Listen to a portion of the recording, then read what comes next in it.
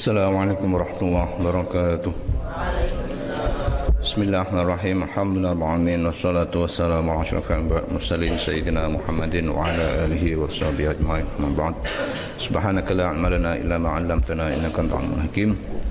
Rabbi shrah li sadri wa yassir li amri wahlul 'uqdatam min lisani yafqahu qawli. Bismillahirrahmanirrahim. Suratul Mumtahanah. Surat Al-Mumtahanah. Madaniyatun iku bangsa Madinah. Maksudnya diturunkan di Madinah.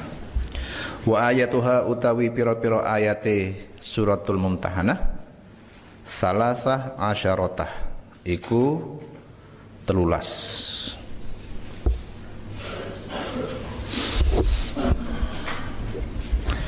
Bismillahirrahmanirrahim. Ya ayyuhalladzina amanu la tattakhidhu aduwi wa aduwakum. Ya ayyuhalladzina amanu eling-eling wong akeh amanu kang iman sapa alladzina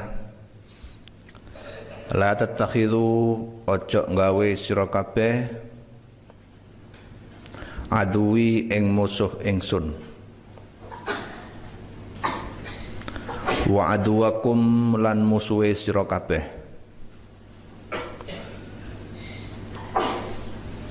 ai kuffara Makkah tegese pira-pira wong kafir Mekah.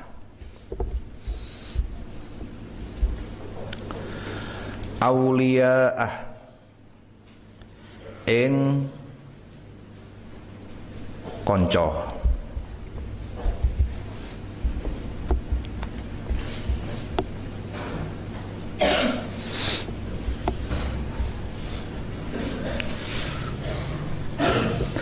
tulquna hale nyampeaken sira kabeh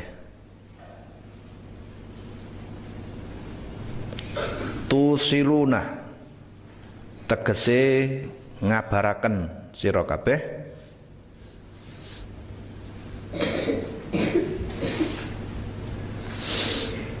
ilaihim maring aduwi wa aduwakum.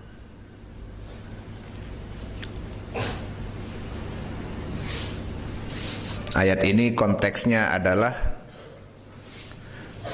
ketika antara Muslim dan kaum kafir sedang terjadi peperangan,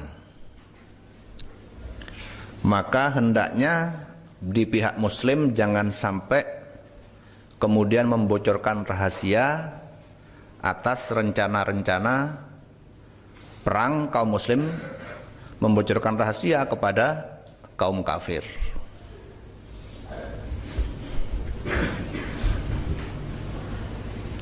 Qasdan Nabi sallallahu alaihi wasallam ing sejone Nabi Muhammad sallallahu alaihi wasallam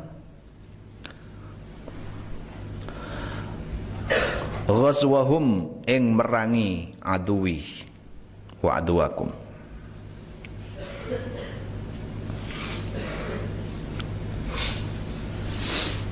Alladzi asarrahu ilaikum, alladzi asarrahu kang merahasiakan sapa nabi hum ing qasduh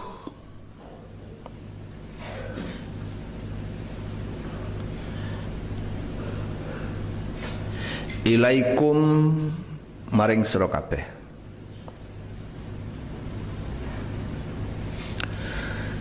bi Hunainin ing dalem perang Hunain.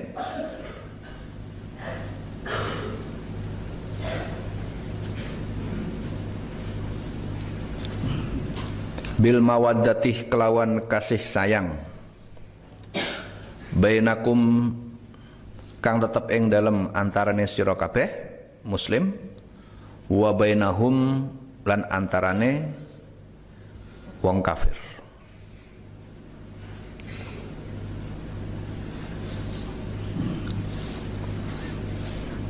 Jadi ini merupakan ayat surat Al-Mumtahanah ayat pertama. Ini merupakan larangan kepada umat Islam untuk berteman setia dengan orang kafir dalam keadaan di mana umat Islam dan orang kafir tersebut sedang akan berperang, sedang merencanakan peperangan ataupun sedang berkecamuknya perang. Kenapa? Ya karena kalau sampai umat Islam membocorkan rahasia strategi peperangan, maka itu merupakan suatu pengkhianatan, akan memperlemah kekuatan umat Islam. Dan itu umum terjadi di berbagai negara dari dulu sampai sekarang. Di Indonesia, di Malaysia, bahkan di Amerika, Eropa, itu merupakan kejahatan besar apabila seorang warga negara Indonesia umpamanya membocorkan rahasia negara yang ada di Indonesia kepada lawannya. Indonesia umpamanya sedang berperang melawan Timur Timur. Nah, kemudian ada orang Indonesia yang tahu rencana-rencana peperangan yang ada, yang direncanakan oleh negara Indonesia, kemudian dibocorkan ke pihak musuh, ke pihak Timur Timur umpamanya. Maka ini termasuk kejahatan besar, pengkhianatan kepada negara. Nah, ini juga berlaku seperti itu. Jadi ini bukan berarti kemudian kita dilarang berteman dengan non-muslim di luar peperangan, tidak. Karena di dalam kitab Al-Mawsu'ah Al-Fiqhiyah Al-Kuwaitiyah diterangkan bahwa di dalam bermuamalah dengan non-muslim, antara muslim dan non-muslim, di dalam berbisnis, di dalam jual beli, atau di dalam menggunakan produk-produk non-muslim, itu secara fikih umat non-muslim itu ada dua. Orang kafir itu dibagi dua. Ada kafir dhimmi, ada kafir harbi. Ya. Kafir dhimmi itu adalah orang non-muslim yang berdamai dengan orang muslim. Nah, kafir dhimmi ini orang muslim boleh secara mutlak untuk berbisnis, berteman, atau jual beli, hutang kepada non-muslim yang dhimmi. Ini harus dicatat. Jadi kalau orang non-muslim itu nggak ada hubungan dengan orang yang sedang berkonflik perang, yang disebut dengan kafir dhimmi, maka kita sebagai muslim boleh bermuamalah secara mutlak dengan kafir dhimmi tersebut. Kafir yang kedua adalah kafir harbi, yaitu orang kafir yang dalam keadaan konflik perang dengan umat Islam. Bagaimana hukumnya? Apakah kita boleh berbisnis dengan orang kafir harbi? Dalam fikih dikatakan bahwa ada dua, dirinci. Pertama, asalkan muamalah bisnis tersebut tidak berkaitan dengan persenjataan, jual beli senjata, atau jual beli bom, atau jual beli info rahasia tentang peperangan, maka muamalah tersebut tidak dilarang. Namun yang kedua, apabila muamalah atau bisnis dengan non-muslim itu berkaitan dengan jual beli yang sekiranya akan memperkuat orang kafir itu dan memperlemah posisi umat Islam, dalam hal ini adalah jual beli senjata. Umpamanya umat Islam sekarang ini di Palestina itu katakanlah sedang dalam berperang dengan umat Yahudi yang ada di Israel. Maka orang Palestina, umat Islam Palestina itu dilarang menjual senjata ke Israel. atau menjual informasi rahasia terkait rencana-rencana ke Israel. Dilarang. Tapi kalau jual beli yang secara umum, jual beli beras, jual beli yang tidak ada pengaruhnya kepada peperangan, itu dibolehkan. Ya sekali lagi, jadi jual beli, bermuamalah, membeli produk-produk non muslim itu ada dua macam. Satu, apabila kafirnya itu kafir dhimmi, kafir yang sudah berdamai dengan orang muslim, maka boleh secara mutlak jual apa saja, beli apa saja. Sebagai contoh, sekarang ini ada isu-isu bahwa ada sebagian ustadz memberi fatwa tidak boleh membeli produk aqua karena katanya membantu orang Yahudi. Benar apa enggak itu? Enggak benar. Boleh. Kenapa? Karena aqua bukan untuk peperangan, untuk minum kok. Orang haus minum aqua, enggak dilarang. Yang satu. Yang kedua, pemilik aqua itu bukan termasuk kategori kafir dhimmi, bukan kafir harbi. Enggak, tidak dalam peperangan dengan kita. Kita boleh memakai produk orang Yahudi seperti Facebook, boleh apa enggak? Facebook, kemudian Instagram, apalagi WhatsApp, itu semua produk Yahudi. Orang Yahudi, bukan bangsa Yahudi ya. Produk orang Yahudi. Ya, yang pemiliknya itu orang Yahudi yang di Amerika. Apakah boleh? Boleh. Karena bukan alat untuk peperangan. Itu hukum fikihnya seperti itu. Ini kalau ada orang boikot Facebook, ya silakan boikot, nggak apa-apa. Tapi secara hukum fikih tidak dilarang menggunakan produk-produk non muslim, termasuk produk Yahudi, termasuk produk Nasrani, produk apapun yang tidak berkaitan dengan senjata yang dapat berfungsi menguatkan musuh, itu tidak dilarang dalam Islam. Nah, di sini termasuk yang dilarang adalah apabila berteman dalam situasi perang, kemudian orang muslim berteman dalam arti membocorkan rahasia negara, maka itu dilarang. Itu penjelasannya bisa dilihat di dalam kitab fikih Al-Mawsu'atul Fiqhiyah Al-Kuwaitiyah, ensiklopedia fikih. Jadi sekali lagi, jangan gampang-gampang mengharam-haramkan perkara yang memang oleh ulama dan oleh Al-Quran dan hadis dibolehkan, jangan diharamkan. Jangan minum aqua, itu punya Yahudi. Tidak apa-apa punya Yahudi. Enggak dilarang oleh fikih. Dan itu dipesankan oleh Al-Quran. Ya ayyuhalladzina amanu la tuharrimu thayyibati ma ahallallahu lakum. Wahai orang-orang yang beriman, jangan mengharamkan perkara yang halal, yang dihalalkan oleh Allah. Nggak boleh mengharam-haramkan itu. Kalau memang halal ya halal. Jangan sampai seperti orang Katolik. Orang Katolik itu tidak dilarang sebenarnya menikah itu. Menikah tidak boleh. Nah ini kemudian pendeta Katolik mengharamkan dirinya sendiri, tidak menikah. Semua pendeta Katolik itu nggak boleh menikah. Itu berarti mengharamkan perkara yang sebenarnya halal. Sehingga akibatnya apa? Gara-gara tidak menikah sering terjadi pelecehan seksual yang dilakukan oleh para pendeta. Itu karena gara-gara terlalu ngempet itu. Perkara halal kok malah diharamkan. Sama dengan yang tadi itu. Jangan mudah mengharam-haramkan perkara yang memang oleh syariat dihalalkan. Termasuk tadi memakai produk non muslim, boleh, nggak ada yang dilarang. Secara fikih boleh. Kalau secara fikih boleh, kenapa kalian kok mengharamkan? Kalian itu siapa? Nah, itu harus ngomong itu jangan asal haram dan asal halal, ada rujukannya. Itu namanya pendapat yang ilmiah.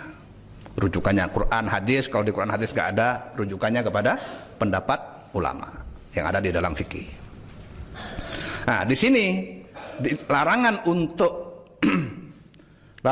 berteman dengan orang kafir itu dalam konteks yang pertama kafir harbi, yang kedua kafir harbi, yang kedua yang dilarang adalah apabila membocorkan rahasia negara. Dan kalau dilengkapi dengan pandangan di dalam kitab fikih, termasuk dilarang juga apabila kita berteman atau berbisnis dengan orang non muslim yang dalam keadaan konflik dalam keadaan perang, dan jual belinya itu berupa persenjataan yang sekiranya senjata itu akan semakin memperkuat musuh dan melemahkan umat Islam. Adapun kalau dengan kafir yang dhimmi, kafir yang sedang damai dengan kita, maka tidak dilarang. Nanti ada di ayat surat ini, surat Al-Mumtahanah ayat 8, nanti akan disebutkan bahwa dalam keadaan damai kita dengan orang non muslim, maka tidak dilarang kita itu berteman baik dengan mereka, asalkan tidak membocorkan rahasia negara.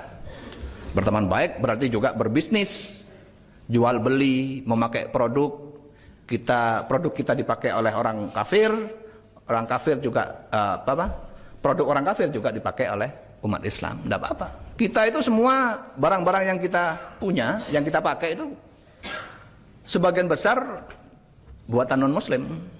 Baju kita, kain-kainnya kadang-kadang buatan Cina, entah Cina Tiongkok atau Cina yang Indonesia. Kemudian pulpennya buatan Cina, potong kuku ya buatan Cina, punya kemiti buatan Cina, non muslim semua itu.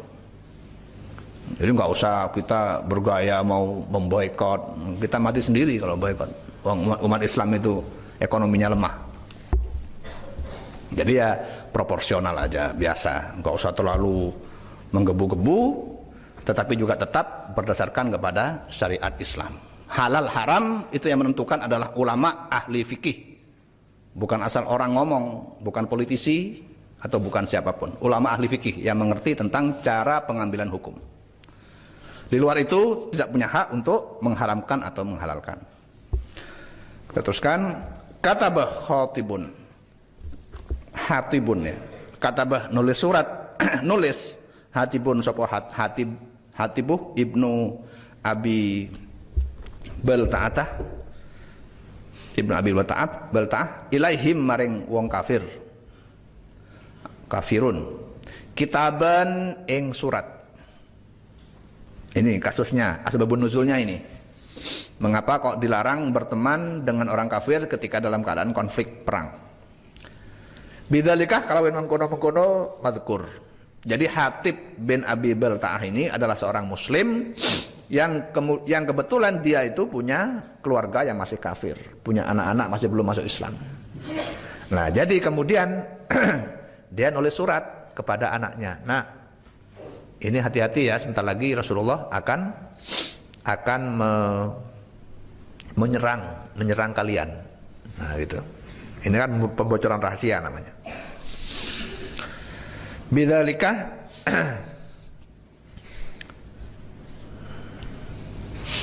lima lahu indahum anil auladih wal ahlil al musyrikina. Lima karena barang lahu tetap katwe Hatib indahum ing dalam sandinge kafirun minal auladih nyatane saking pira-pira anak wal ahlilan keluarga al musyrikinah kang musyrik kabeh. Jadi Hatib bin Abi Balta'ah ini adalah seorang muslim yang baru masuk Islam, di mana anak-anaknya dan keluarganya masih kafir. Kebetulan dari Hunain. Nah, ketika Rasulullah akan menyerang Hunain yang disebut dengan perang Hunain, itu Hatib ini membocorkan rahasia kepada anak-anaknya. Nah, itu nggak boleh, itu pembocoran rahasia adalah pengkhianatan di dalam peperangan. Fastaradahu an-nabi sallallahu alaihi wasallam moko ngerampas hu ing kitab an-nabi sapa Nabi Muhammad sallallahu alaihi wasallam. Mimman arsalahu, mimman saking wong arsalah kang ngutus sapa Hatib hu ing man mahu sertane kitab. Kemudian diketahui oleh Rasulullah, maka surat itu kemudian dirampas. Bi'alamillahi ta'ala kelawan wahyu saking Allah ta'ala. Lahu maring nabi. Bidzalikah kelawan mengkono-mengkono madkur. Rasulullah dari mana kok tahu? Ya dari Allah. diberitahu oleh malaikat bahwa Hatib bin Abi Balta'ah sedang mengirim surat memberi kabar tentang rencana penyerbuan kepada Hunain, kaum Hunain. Wa qabilah udhrah Hatibin, wa qabilah lan nerima sapa nabi udhrah Hatibin ing jaluk sepurane Hatib fihi ing dalam masalah kitab. Lah begitu tahu masalah itu, kemudian setelah diturunkan ayat ini dilarang untuk membocorkan rahasia walaupun kepada anak sendiri, maka kemudian Hatib memohon maaf kepada Rasulullah atas kesalahan tersebut dan oleh Rasulullah dimaafkan. Jadi sebelum itu Hatib ini dianggap tidak salah karena belum ada larangan untuk membocorkan rahasia. Setelah ada larangan itu, ya berikutnya maka berlaku aturan tidak boleh membocorkan rahasia dan memberitahu rencana-rencana rencana apapun yang berkaitan dengan peperangan. Waqad kafaru bima ja'akum minal haqqi. Waqad kafaru, teman-teman kufur sapa wong kafir bima kelawan barang ja'akan teko sapa ma kum ing sira kabeh minal haqqi nyatan saking kebenaran. Ai dinil islami tegese agama Islam. Wal Qur'ani lan Qur'an. Yukhrijuna ar-rasula wa iyyakum, yukhrijuna hale ngusir sapa kafir ar-rasulah ing Rasulullah wa iyyakum lan ing sira kabeh min Makkah saking Mekah bitatyikihim alaikum, bitatyikihim kelawan nyempitakene wong kafir alaikum ing atase sira kabeh.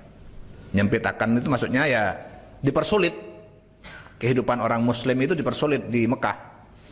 Entah itu diboikot ekonominya, tidak diberi pekerjaan, atau sering dibully, sering dihina, diganggu ketika ibadah, itu tabdik, dipersempit kepada alaikum ing atase sira kabeh. Antuk minu ing yen to iman sira kabeh aili ajli an amantum tegese krana arae yen to iman sira kabeh billahi ing Allah rabbikum nyatane pangeran sira kabeh ing kuntum kharajtum jihadan lamun ana sapa sira kabeh kharajtum iku metu sira kabeh jihadan krana jihad ailil jihadi tegese krana jihad.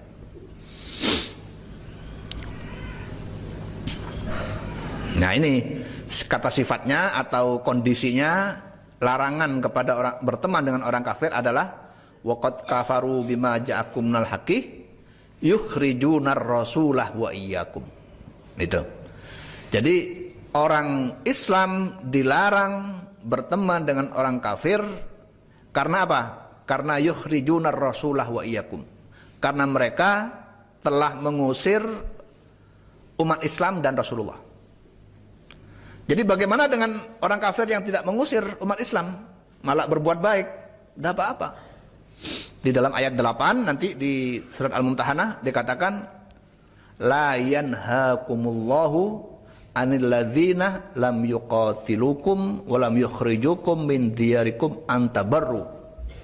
La yanhaakumullahu, Allah tidak melarang kalian anil ladzina lam yuqatilukum, untuk berteman baik dengan orang kafir. Lam yuqatilukum, yang tidak memerangi kalian, berarti kafir dhimmi. Walam yukhrijukum min diyarikum, dan tidak mengusir kalian dari rumah kalian. Antabarru, untuk berbuat baik. Jadi ini menjadi ilat kondisi tidak bolehnya kita berteman dengan orang kafir apabila orang kafirnya tadi yukhrijunar rasulah wa iyyakum, apabila berbuat buruk kepada kita. Contohnya seperti dalam kasus bangsa Palestina, umat Islam yang ada di Palestina dengan umat Yahudi yang ada di Israel.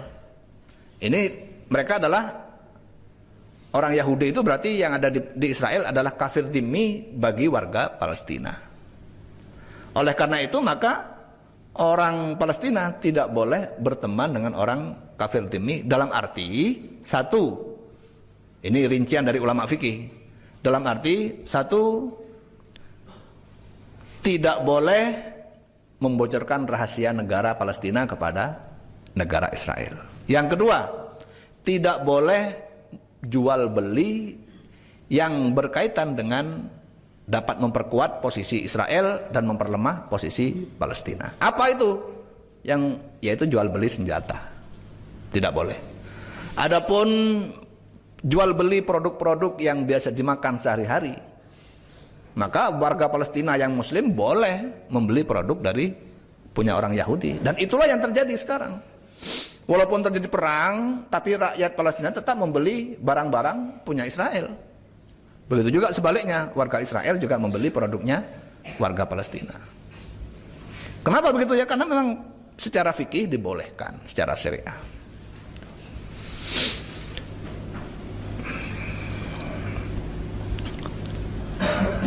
Fi sabili ing dalam dalan ingsun, wabtigha amradati lan krana ngarep ridho ingsun Allah. Wa jawabu syarti utawi jawab syarat dalah iku nuduhaken apa jawab alaihi ngatasi jawab ma apa barang qablau kang tetep sadurunge ma.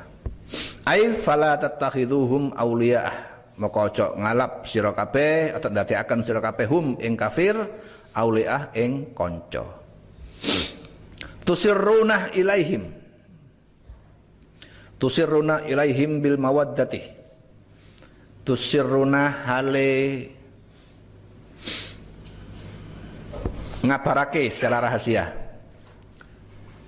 ilaihim maring kafir bil mawaddati kelawan kasih sayang. Artinya kasih sayang itu secara sukarela. Wa ana a'lamu bima akhfaitum, wa ana hale utawi ingsun Allah a'lamu iku maha weruh bima kelawan barang akhfaitum kang nyamaraken sira kabeh. Allah lebih mengetahui atas apa yang kalian samarkan, wa ma a'lantum lan ing barang a'lantum kang jelasaken sira kabeh, yang kang zahiraken sapa sira kabeh. Allah Maha tahu kepada apa yang kalian rahasiakan dan apa yang kalian jelaskan. Wa may yaf'alhu minkum, wa man utawi sapane wong yaf'alhu iku nglakon sapa manhu ing ma minkum saking sira kabeh ai israr khabarin nabi, tegese ngrahasiaken khabarin nabi ilaihim israr khabarin nabi tegese ngabaraken kelawan rahasia ing khabarin nabi ilaihim maring wong kafir faqad dhallah sawa as-sabili, faqad dhallah moko teman-teman kesasar sapa man sawa as-sabili ing dalan kang lurus. Itu lurus itu makna dari sawa ya, sabil itu dalan. Jadi maknanya dibalik.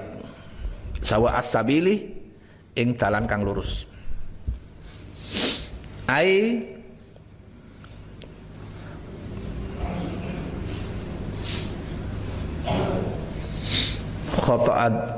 khota'ah tariqal huda, tegese salah sapa man tariqal huda ing dalan kang dalan pitutuh.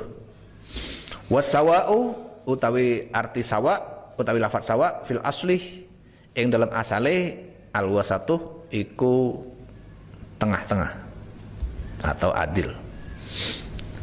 Iyathqafukum, jadi itu ya, barang siapa yang membuat pelanggaran dalam segi membuka rahasia negara Islam kepada orang kafir, di mana antara negara Islam dan orang kafir tersebut dalam keadaan berperang, maka dia faqad dhallah sawa as-sabil, dia telah tersesat dari jalan yang lurus.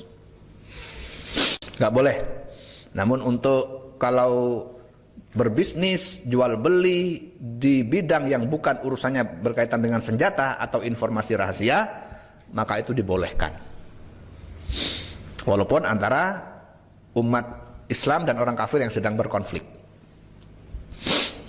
Iyathqafukum nalikane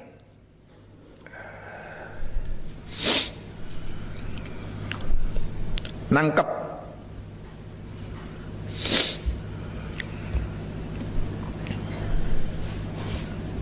sapa wong kafir kum ing sira kabeh ai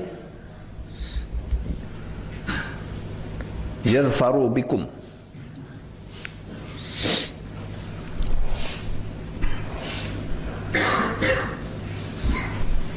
tegese nangkap sapa wong kafir bikum kelawan sira kabeh yakunu moko ana sapa wong kafir lakum maring sira kabeh adaan iku musuh wa yabsutu ilaikum aydiyahum wa yabsutu lan nglepas sapa kafir ilaikum maring sira kabeh aydiyahum ing tangan pira-pira tangane kafir bil qatlih kelawan mateni wa dzarbih lan mukul wa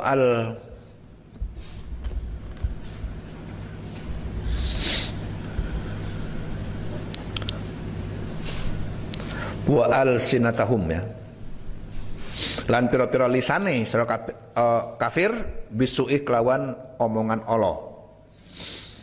Apabila orang kafir menangkap kalian kemudian mereka memukul atau membunuh kalian dan atau berkata buruk kepada kalian bisabbi wasyatmi kelawan ngino mencaci ya, wasyatmi tegese ngino.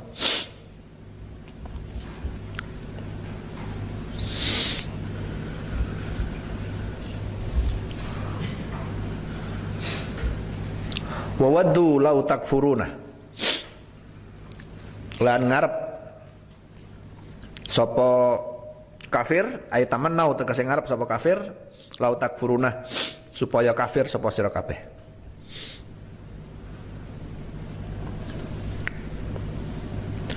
Lan tanfa'akum arhamukum wallahu a'lam.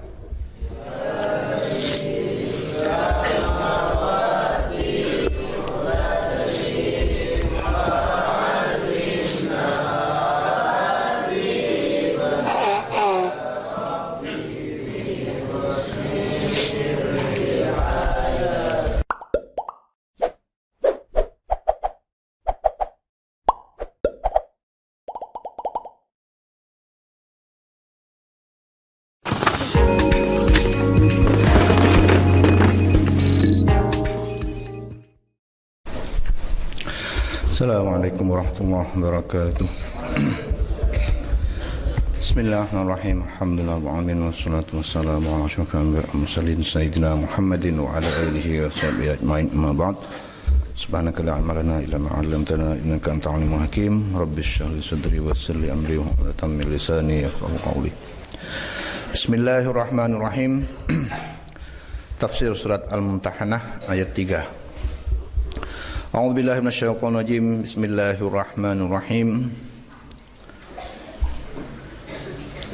Lan tanfa'akum arhamukum wala auladukum. Lan tanfa'akum ora bakal manfaatikum ing sira kabeh. Arhamukum sapa pira-pira kerabat sira kabeh. Quraba ukum tegese pira-pira kerabat sira kabeh. Wala auladukum lan ora pira-pira anak sira kabeh. Al musyrikuna kang musyrik kabeh. Alladzina li alladzina wong akeh li ajlihim krana arai arhamukum wa auladukum asrartum ngabarake secara rahasia sira kabeh asrartum ngabarake secara rahasia sira kabeh al khabara ing berita minal adzabi fil akhirati saking siksa fil akhirati ing dalam akhirat yaumal qiyamati ing dalam dina kiamat.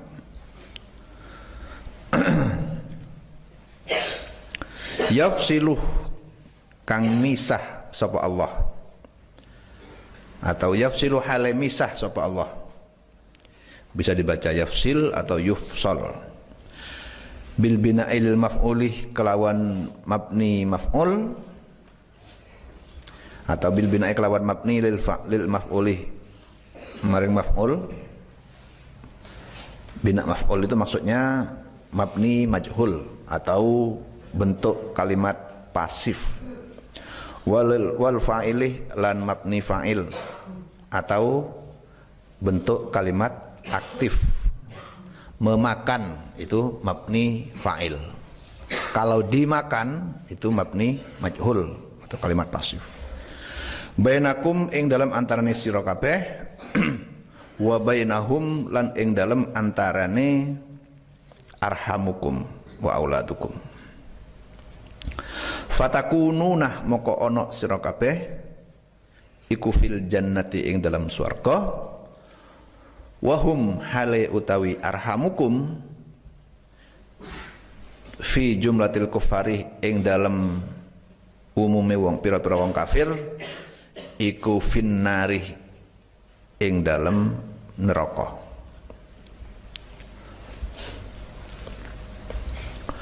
Wallahu utawi Allah bima kelawan barang tak malunah kang nglakoni sira kabeh basirun iku maha ningali. Ini merupakan kelanjutan dari ayat sebelumnya di mana Allah sangat murka kepada orang-orang Islam yang menjadi pengkhianat, di mana ada sebagian orang Islam pada waktu itu membocorkan rahasia negara, membocorkan rahasia strategi perang kepada orang-orang kafir yang sedang akan dihadapi oleh Rasulullah dan umat Islam. Itu dilarang keras. Ketika ada umat Islam sedang dalam masa perang melawan orang kafir, maka merupakan larangan keras bagi orang Muslim untuk membocorkan rahasia kapan serangan itu akan dilakukan dan bagaimana strateginya. Karena itu maka Allah mengancam orang-orang yang membocorkan rahasia tersebut dengan siksaan kelak di akhirat. Lah masalahnya kenapa orang-orang Muslim tadi membocorkan rahasia rencana penyerangan oleh umat Islam kepada orang kafir? Tidak lain sebagaimana dijelaskan pada ayat sebelumnya adalah karena umat Islam itu memiliki kerabat dan anak yang masih belum masuk Islam. Mereka memberitahukan kepada kerabat-kerabatnya itu agar ya mungkin agar menghindar dan sebagainya. Namun kemudian oleh Allah diperingatkan, jangan kalian lindungi kerabat-kerabat kalian yang kafir itu. Kenapa? Di sini dikatakan sebab lan tanfa'akum arhamukum wala auladukum. Kelak di akhirat anak-anak kalian, anak istri, kerabat, bapak, kakek, cucu yang non muslim, yang kafir tidak akan dapat membantu kalian di akhirat. Jadi kalau begitu maka di dunia tidak usah dibantu. Ini berbeda halnya apabila kita mempunyai kerabat yang muslim. Maka kalau kita punya kerabat yang muslim, anak Islam, istri juga muslim, maka kelak anak istri kita itu akan bermanfaat bagi kita kalau kita meninggal. Kalau mereka masih hidup, mereka akan mendoakan kita. Dan doanya tersebut akan sampai kepada kita. Juga mereka kalau jadi orang soleh akan beramal baik, bersedekah yang pahalanya akan dikirimkan ke kita. Maka sedekah itu, pahala sedekah itu akan juga sampai kepada kita. Dalam hadis yang masyhur dikatakan, idza mata ibnu adama in qata'a amaluhu illa min thalathin, shadaqatin jariyatin, aw ilmin yuntafa'u bihi, aw waladin sholihin yad'u lahu. Apabila orang meninggal, maka dia tidak bisa lagi berbuat amal karena namanya sudah meninggal. Tapi bisa tetap dapat kiriman amal dari satu dari amal jariah.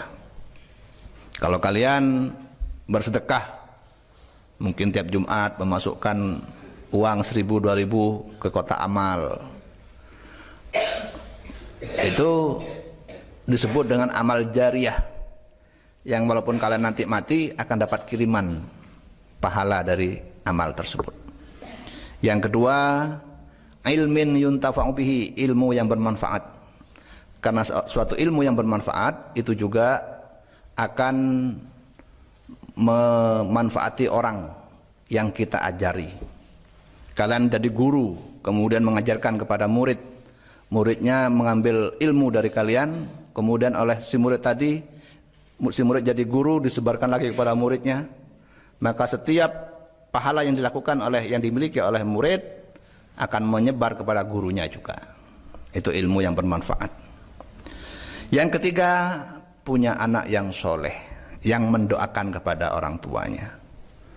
Itu juga bermanfaat, walaupun sudah mati kita tetap akan mendapat kiriman. Akan tetapi kata Allah, kalau anak yang kafir, kerabat yang kafir, itu tidak akan ada manfaatnya buat kita. Karena nanti posisi mereka berbeda dengan posisi kita. Kita ada di surga, insya Allah kalau kita istiqomah, husnul khatimah, dan mereka akan ada di neraka. Namun demikian harus diingatkan juga bahwa kalau kita punya teman ataupun punya kerabat yang kafir, juga tidak boleh mencaci maki mereka. Tidak boleh membantu orang kafir, tetapi juga tidak boleh mencaci mereka. Termasuk mencaci mereka adalah mencaci agamanya. Dalam Al-Quran dikatakan, la tasubbul ladzina yad'una min dunillahi. Janganlah kalian mencaci maki orang kafir, orang yang menyembah selain Allah. Kenapa? Karena mereka juga akan berbalik mencaci kalian. Karena itu maka apa yang dilakukan oleh Zakir Naik, yang membuka-buka aib orang agama lain, itu Zakir Naik mungkin dia sebagian orang mungkin senang dengan apa yang dilakukan oleh Zakir Naik, membuka aibnya, kesalahannya agama Kristen, membuka kesalahan agama agama Hindu, agama Buddha. Namun jangan berharap orang-orang yang dibuka aibnya itu kemudian akan diam. Mereka juga akan membalas, membuka aibnya orang-orang muslim. Kalau tidak bisa membuka aib ajaran Islam, minimal mereka akan membuka aib orang-orang muslim. Dan itu bukan cara yang baik untuk berdakwah. Karena berdakwah itu yang berhasil apabila kita bisa menarik simpati orang non-muslim. Kalau sudah menarik simpati, maka tinggal selangkah lagi agar orang-orang non-muslim itu bisa masuk Islam. Itulah kenapa Wali Songo ketika berdakwah itu selalu berusaha untuk yang pertama, tidak pernah menyakiti orang yang didakwai. Sebagai contoh, Sunan Kudus di Kudus sana, Jawa Tengah, itu termasuk dalam rangka mengambil simpati orang non-muslim, orang Hindu pada waktu itu, atau pemeluk agama lokal, animisme, terutama orang Hindu yang di dalam agama Hindu itu dilarang membunuh sapi. Maka Sunan Kudus melarang umat Islam untuk menyembelih sapi di Kudus itu, supaya orang Hindu tidak marah. Karena dengan tidak marah itu sudah tahap awal, tahap kemajuan agar orang Hindu simpati kepada agama Islam. Maka sampai sekarang di Kudus itu yang terkenal adalah sate kerbau. Tidak ada sate kambing, tidak ada sate sapi. Kerbau sebagai ganti daripada sapi. Itu menunjukkan bahwa para wali songo itu berhasil mengislamkan orang Jawa ini begitu banyak. Itu dengan cara-cara yang menarik simpati mereka. Yang kedua, sebuah dakwah itu berhasil apabila tidak langsung menghabiskan tradisi. Tradisi lokal itu tidak dibasmi, tidak dibuang, kemudian diganti oleh tradisi yang lain. Enggak. Tradisi lokal tetap dipelihara, tapi isinya kalau melanggar syariah itu diganti dengan isi-isi yang Islam. Sebagai contoh, wayang yang dulunya diisi oleh kisah-kisah agama Hindu oleh para wali songo, Sunan Kalijaga kalau tidak salah, diganti dengan isi-isi yang ada unsur Islamnya. Seperti cerita kalimat soto, itu maksudnya kalimat syahadat. Asalnya cita-cita Ramayana, digantinya di kalimat syahadat. Nah itulah, itu semua tidak melanggar kepada syariah, karena di dalam syariah dibolehkan kita itu mengambil tradisi dari kultur yang lain,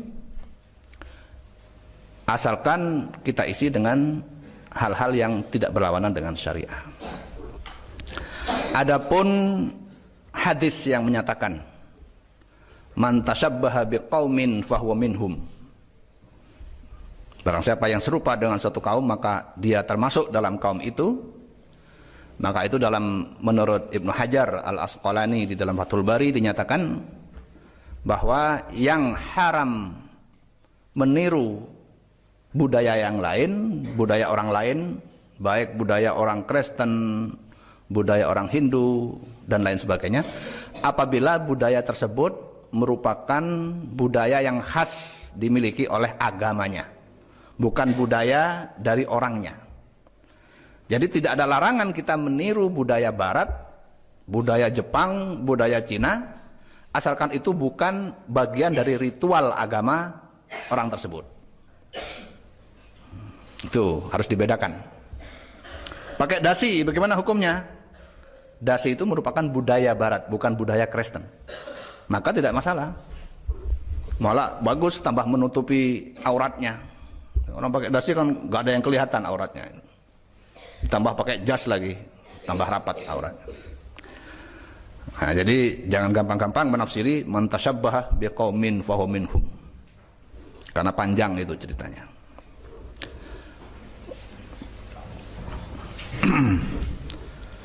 Kemudian kita teruskan, qad kanat lakum uswatun. Jadi bagaimana cara kita menyikapi, bersikap kepada kerabat yang non muslim? Apakah kita harus memutuskan silaturahmi kepada mereka, atau tetap kita sambung hubungan silaturahmi? Hubungan silaturahmi tetap disambung.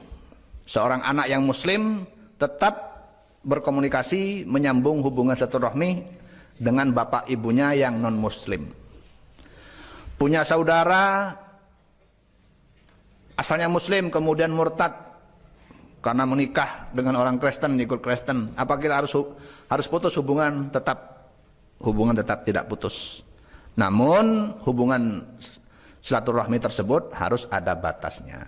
Jangan sampai, terutama dalam keadaan perang, jangan sampai kita membuka rahasia negara kepada orang-orang yang non-muslim itu. Nah, Allah kemudian menganjurkan agar kita dalam menyikapi hal ini meniru kepada langkahnya Nabi Ibrahim. Qad kanat lakum, qad kanat teman-teman ono lakum, iku katuwe sira kabeh uswatun apa teladan, contoh atau panutan. Lafat uswatun bikasril hamzati kelawan kasroi hamzah, dibaca iswatun, tidak apa-apa. Wa dhammiha lan dhammai hamzah, uswatun. Uswatun lebih umum. Fil maudhi'aini ing dalam panggonan loro. Artinya uswatun apa? Qudwatun iku qudwatun, anutan. Hasanatun kang bagus fi Ibrahimah ing dalem Nabi Ibrahim, ai bihi tegese kelawan Nabi Ibrahim. Qaulan wa fi'lan, qaulan ing dalem ucapane, wa fi'lan lan ing dalem kelakuane. Walladzina lan wong akeh mahu kang tetep sertane Nabi Ibrahim. Minal mukminina nyatane saking pira-pira wong mukmin. Jadi bagaimana cara kita bersikap kepada orang non muslim, kerabat yang non muslim, anak istri anak yang non muslim, bapak kakek yang non muslim, tirulah sikap Nabi Ibrahim, kata Allah, dan umatnya Nabi Ibrahim. Bagaimana? Idza qalu, ing dalam nalikane ngucap dawuh sapa Ibrahim walladzina ma'ahu liqaumihim maring kaumi Ibrahim, walladzina ma'ahu maksudnya kaumnya itu kaum yang kafir ya. Inna bura'a'u minkum, inna satune kita bura'a'u iku lebar kabeh. Lebar itu maksudnya bebas, terbebas, melepaskan diri. Lafat bura'a'u jam'u bari'in, jama'i lafat bari'un, katarifin, kayak lafat kayak mufrad dharifin. Minkum saking sira kabeh. Wa mimma ta'buduna, wa mimma lan saking barang ta'buduna kang nyembah sapa sira kabeh min dunillahi saking sakliyane Allah. Kafarna bikum wa ma bainana wa bainakum, kafarna kufur sapa ingkar sapa kita bikum kelawan sira kabeh, angkarnakum ingkarnakum, tegese ingkar kita kum ing sira kabeh. Wa ma bainana wa bainakum al adawatu wal baghdha'u abadan, wa ma bainana lan ora ana bainana iku tetep ing atase kita, wa bainakum lan ing atase lan ing dalam antarane, sebentar, bainana ing dalam antarane kita, wa bainakum lan ing dalam antarane sira kabeh al adawatu utawi permusuhan, wal baghdha'u lan kebencian, kemarahan, murka ya, baghdha'u lan murka, abadan ing dalam saklawase. Bitahqiqil hamzataini, kelawan nyatakan hamzah loro, wa ibdalil tsaniyati lan ganti hamzah kang nomor loro wawan ing waw. Hatta tu'minu billahi, sampai sehingga iman sira kabeh billahi kelawan Allah, wahdahu hale suwijine Allah. Nah, ini yang perlu ditiru oleh umat Islam di dalam bersikap kepada kerabatnya yang non muslim. Bagaimana? Jadi seorang muslim yang mempunyai kerabat non muslim tetap harus berkomunikasi, jangan membuat permusuhan, tetap berteman. Akan tetapi harus dipastikan bahwa kita tidak ikut agama mereka. Jangan ikut-ikut agama mereka. Jangan ikut-ikut punya saudara yang Kristen, jangan ikut ke gereja. Punya bapak penganut Hindu, jangan pergi ke kuil, ikut-ikut puja istilahnya, ikut puja. Punya saudara agama Konghucu, kalian nggak usah ikut ibadah di kelenteng. Jadi lakum dinukum waliyadin. Dalam masalah agama, agamamu agamamu, agamaku ya agamaku. Kita menganut agama dan mengamalkan agama masing-masing. Namun dalam segi kemanusiaan kita tetap berteman, berhubungan. Ma bainana wa bainakum al-adawatuh. Wa ma bainana wa bainakum al-adawatuh. Tidak ada permusuhan di antara kita. Itu harus diperhatikan. Wal baghdha'u, tidak ada kebencian di antara kita. Jadi oleh Allah tidak boleh kita membenci orang kafir, itu nggak boleh. Tapi kita mengingkari ajaran agama yang dipeluk mereka. Kita ingkari dalam arti kita tidak boleh meniru agama mereka. Tapi sebagai sesama manusia kita tetap tidak boleh saling membenci. Tetap harus saling mencintai sesama manusia dalam segi kemanusiaan. Makanya Habib Ali Al-Jufri, salah seorang ulama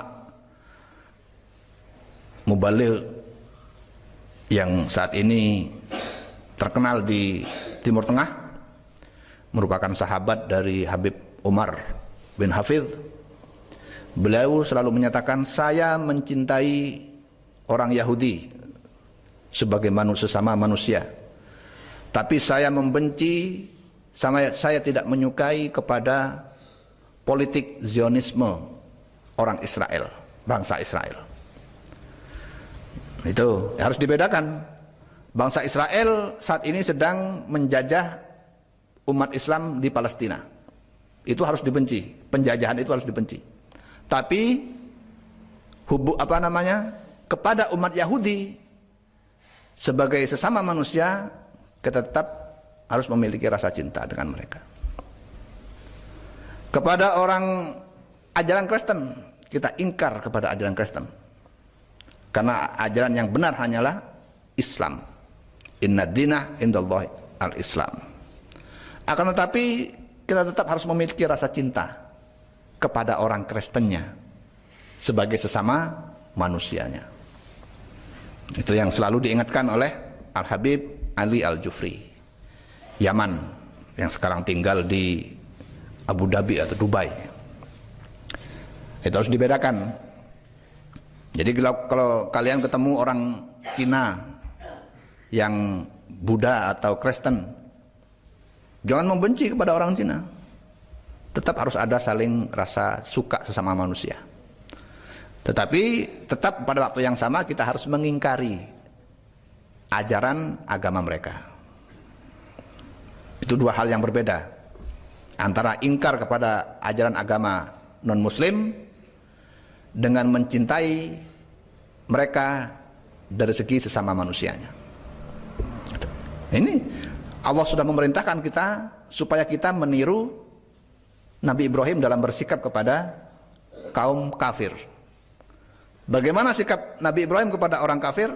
Wa ma bainana wa bainakum al-adawatu wal baghdha. Satu, idz qalu liqaumihim inna bura'u minkum. Saya terbebas dari urusan agama kalian. Itu satu. Artinya apa? Saya ingkar dengan agama kalian. Mengingkari. Agama kalian salah, intinya itu. Namun pada waktu yang sama, sebagai sesama manusia, wa ma bainana wa bainakum al-adawatu wal baghdha.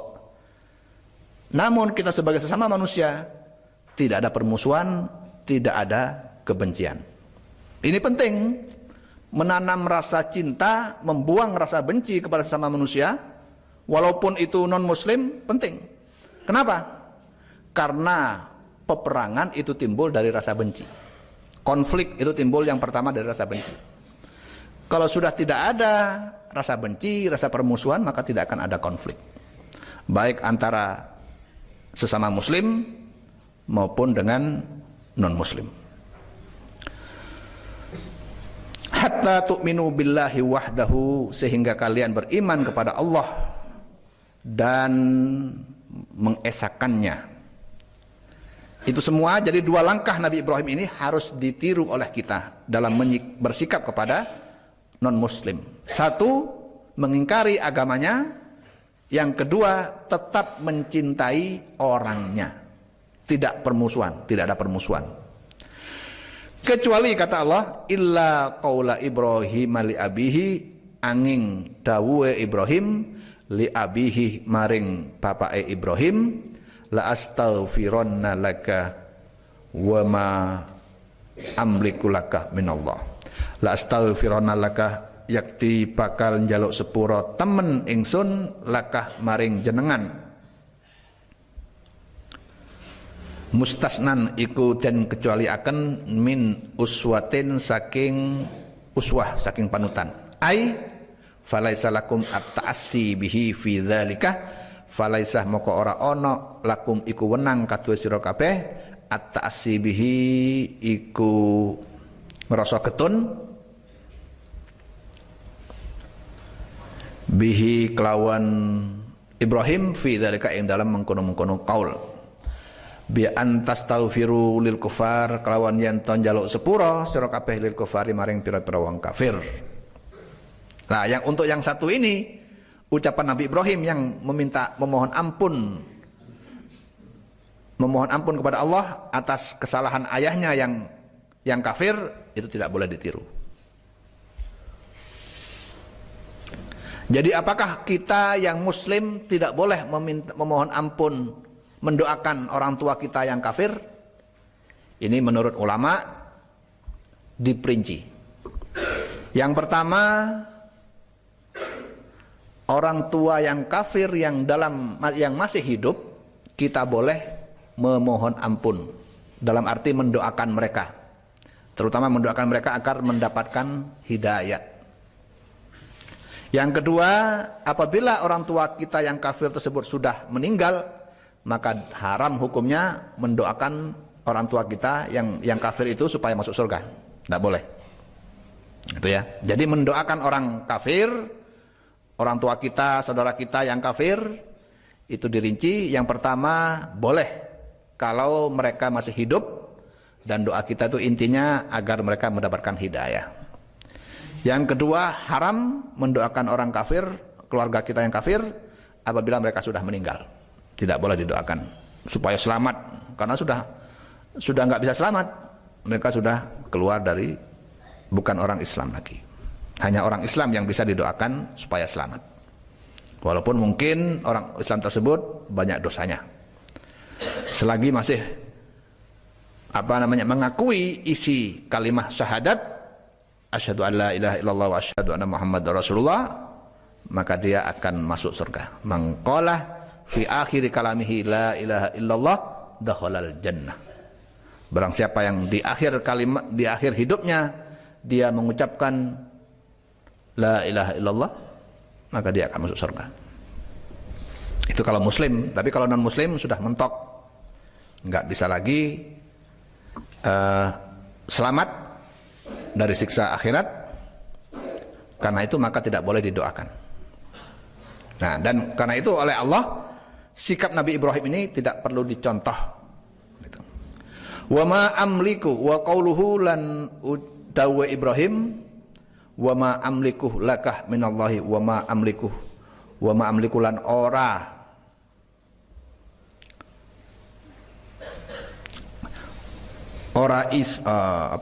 wa ma amliku lan orang iso nglindungi ingsun lakah maring jenengan ayahnya minallahi saking siksane Allah ay min adzabihi tegese saking siksane Allah wa thawabihi lan ganjarane Allah min sayin saking suci-suci. Ini juga tidak boleh mendoakan orang yang sudah meninggal, orang kafir yang sudah meninggal dengan doa supaya dapat pahala atau masuk surga. Kana bihi annahu kana bihi maringi kinayah sapa Ibrahim bihi kelawan qaul annahu saking annahu satune Ibrahim la yamliku iku ora iso nglindungi lahu katwa Ibrahim ghairul istighfari sakliyane njaluk sepura fahuwa mabniun alaihi fahuwa maka utawi qaul iku mabniyun alaihi iku den dasaraken alaihi ing atas fa wa maka utawi qaul sani ucapan yang nomor 2 yaitu wa ma amliku laka iku mabniyun den dasaraken alaihi ing atase qaul awal. Mustasnan kang den kecualiaken min haitsul muraduh saking ara-ara al muraduh kang den utawi kang den karepaken minhu iku saking qaul awal. Wa in kana min haitsu dhahiruhu wa in kana senajan ana apa qauluhu min haitsu dhahiruhu saking arah saking panggonan dhahiruhu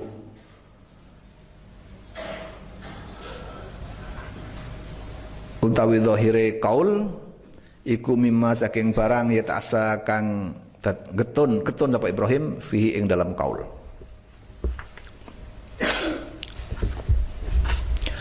Kul faman yamliku kul ngucapo sira Muhammad faman yamliku lakum minallahi syai'an. Faman utawi sapane wong yamliku iku nguasai sapa man iso nglindungi sapa man lakum maring sira kabeh minallahi saking Allah syai'an ing suwi-wici.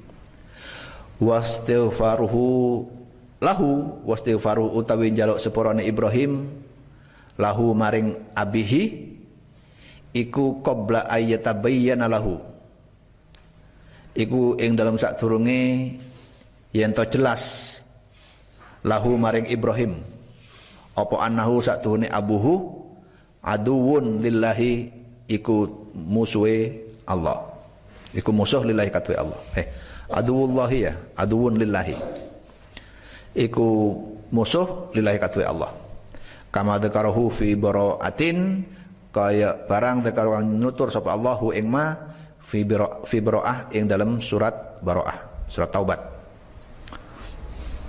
Jadi kenapa Nabi Ibrahim kok memintakan ampun kepada ayahnya itu menurut keterangan mufassir itu bukan karena salah Nabi Ibrahim tapi karena memang waktu itu masih belum jelas bahwa ayahnya Nabi Ibrahim itu adalah musuh Allah.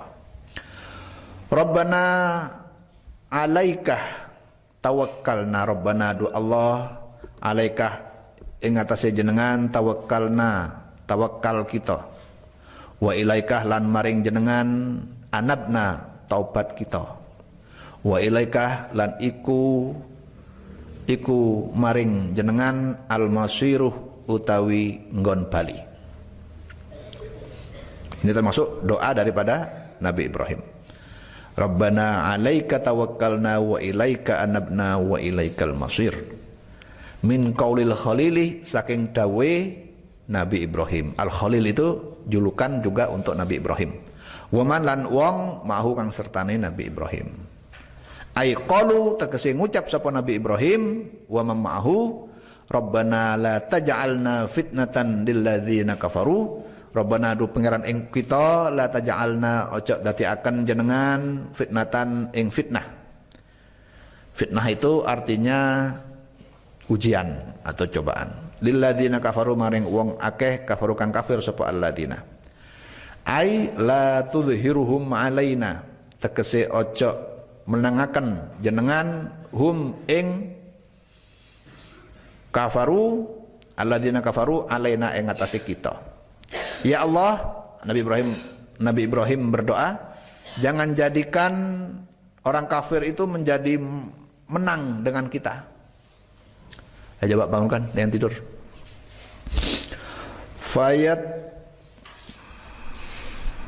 Fayadhunnu annahum 'alal haqqi fayadhunnu maka nyono sapa alladzina kafaru annahum satuhune alladzina iku 'alal haqqi ing atase kebenaran. Fayuftanu maka tambah kafir sapa alladzina kafaru. Ai tadhhabu ukuluhum tegese ilang ukuluhum apa pira-pira akale alladzina kafaru bina kalawan kita.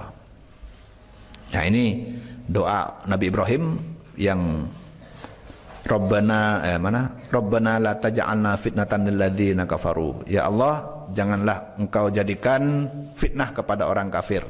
Maksudnya fitnah gimana? Maksudnya adalah jangan jadikan orang kafir itu menang, lebih unggul daripada orang muslim. Jadi kenyataannya orang kafir itu lebih unggul pada zaman Nabi Ibrahim. Sama dengan keadaan orang kafir sekarang. Orang kafir lebih unggul dalam banyak segi daripada orang muslim. Orang kafir sering pada abad 19, abad 20 ini banyak menjajah negara-negara muslim karena mereka lebih maju teknologinya, alat-alat perangnya,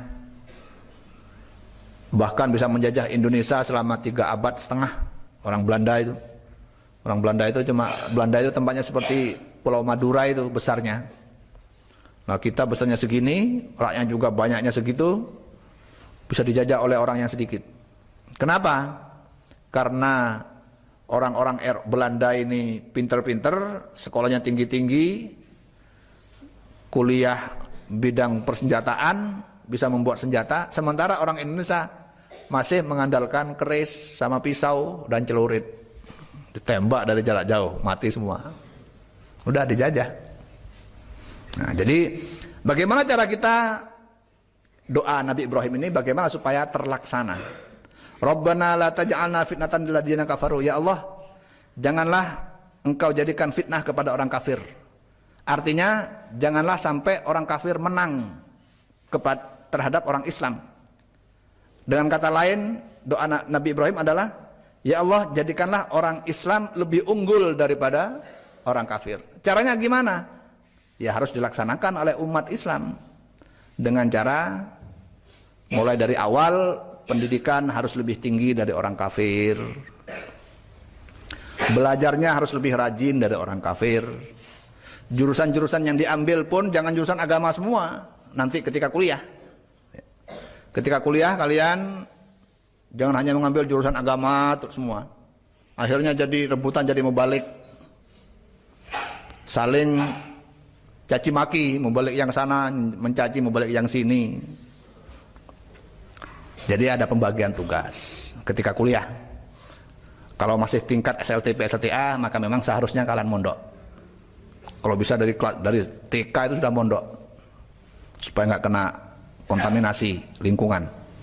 Tapi ketika kuliah ke atas S1 sampai S3 itu jangan mengambil jurusan agama semua. Ada yang mengambil jurusan agama kalau memang senang, ada yang mengambil jurusan umum, yang mampu kedokteran, yang mampu keuangannya, yang senang dengan teknik sipil, arsitektur, desain, ambil desain, yang senang matematika, ambil matematika, senang fisika, ambil fisika. Itu caranya kalau pingin kita melaksanakan keinginan dari Nabi Ibrahim supaya umat Islam bisa unggul dari umat non-muslim. Maka kita yang pertama-tama harus unggul di bidang pendidikan. Unggul mulai dari jurusan yang diambil, sekolah yang dipilih, universitas yang dipilih, sampai level stratanya. Jangan cuma S1 tapi juga sampai yang tinggi. Nah, gitu.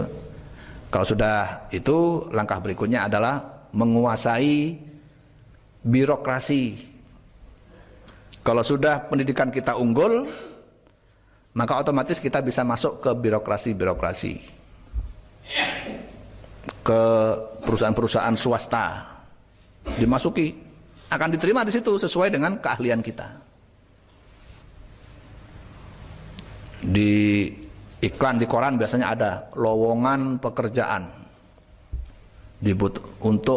dibutuhkan untuk tenaga direktur perusahaan Pertamina. Kalian bisa ngelamar di situ. Syaratnya apa? Syaratnya MBA, Master of Business Administration, berarti S2 dari perguruan tinggi ternama. Kalian dibuka lulusan sanawiyah al-khairat masih. Aliyahnya aja udah berhenti kelas 2. Ya nggak bisa. Makanya harus sesuaikan kualifikasi atau level kualitas pendidikan itu harus disesuaikan. Kalau ingin unggul, kalau ingin melaksanakan doa Nabi Ibrahim ini, ya Allah, kata Nabi Ibrahim, ya Allah, janganlah engkau jadikan orang kafir itu lebih unggul dari orang Islam. Jadikan orang Islam lebih unggul dari orang kafir. Ya, untuk melaksanakan itu ya harus seperti itu. Sekolahnya yang rajin, dan jangan berhenti hanya sampai di aliyah, teruskan sampai S3. Dan juga jurusannya jangan agama semua, ambil sesuai dengan yang kalian suka. Insya Allah kalau begitu 10 atau 20 tahun ke depan sudah mulai mempunyai daya saing. Apa bisa? Bisa. Coba seperti sekarang Menteri Keuangan Sri Mulyani, itu kan orang Muslim, ngambil S1 di UI, bidang keuangan, S2, S3-nya di Amerika. Dia bisa jadi Direktur Bank Dunia. Nah, itu berarti bisa. Seandainya banyak seperti dia, itu sudah bisa menguasai berbagai posisi di lembaga-lembaga dunia. Nah, itu intinya, sekolahnya dulu yang benar. Laqad kana lakum wallahu a'lam.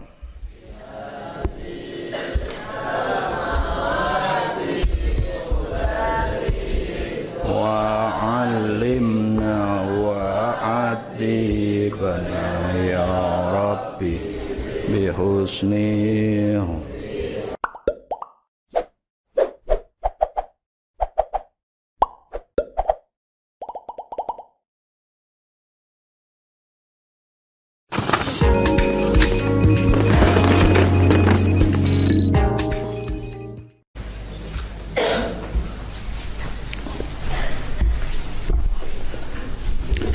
Assalamualaikum warahmatullahi wabarakatuh. Bismillahirrahmanirrahim. Alhamdulillahirabbil wassalatu wassalamu ala asyrofil anbiya'i wal mursalin sayyidina Muhammadin wa ala alihi wa sahbihi ajmain. Amma ba'd. Subhanaka la ilma lana illa ma 'allamtana innaka antal alimul hakim. Rabbi shrah li sadri wa yassir li amri wahlul 'uqdatam min lisani. Bismillahirrahmanirrahim. Tafsir surat Al-Mumtahanah ayat 6. A'udzu billahi minasyaitonir rajim. Bismillahirrahmanirrahim. Laqad kana lakum fihim uswatun hasanatun.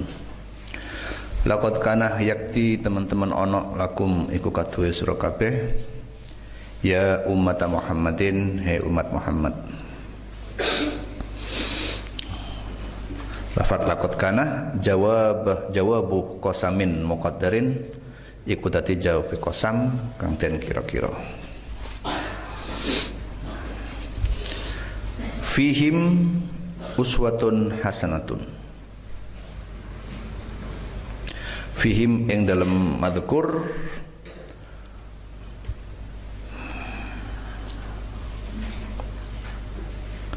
uswatun hasanatun utawi contoh hasanatun kang bagus.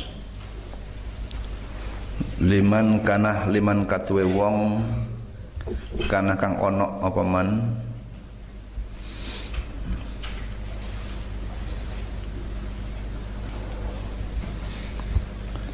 lafaz liman kana badalul istimalin iku dadi badal istimal min kum, saking lafaz kum, lakum itu bi i'adatil jarih kelawan bolan baleni huruf kang ngejarakan. Ya rajullaha hale ngarep sepeman Allah yang Allah ing ridhone Allah wal yaumal akhirah lan ing dina kang akhir. Ai tegese ya khaufuhuma wati sepeman huma ing Allah wal yaumal akhir. Au utawa yadhunnu nyono sapaman as-sawabah ing ganjaran wal iqabah lan siksa. Wa man lan utawi sapane wong yatawallah iku mingu sapa man berpaling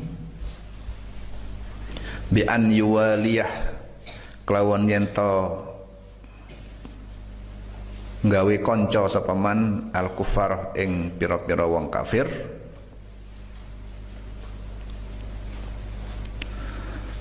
fa innallaha huwal ghaniyul hamiduh fa innallaha maka satuhune Allah huwa ya Allah al ghaniyuh iku zat kang maha sugih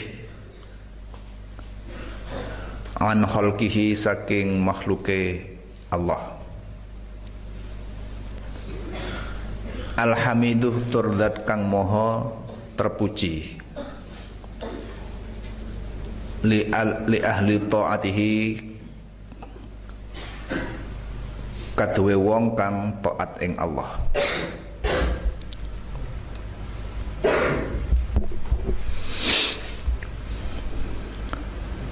asallahu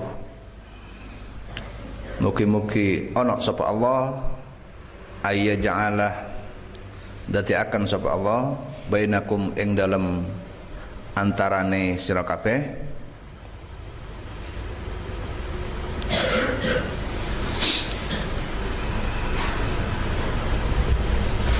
wa bainal ladzina lan ing dalam antarane wong akeh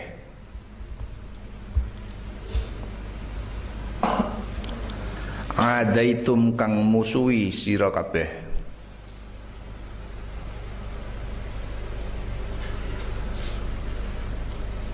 bainahum ing dalam antarane alladzina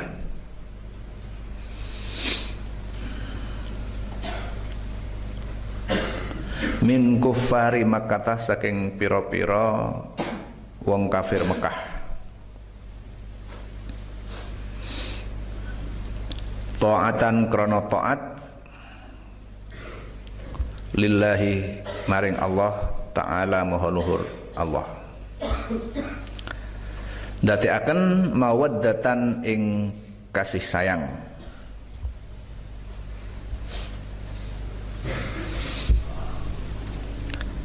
bi ayyahdiyahum kelawan yen to nuduhaken sapa Allah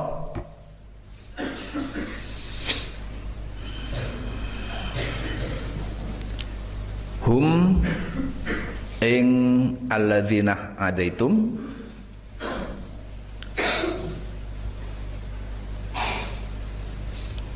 lil imani maring iman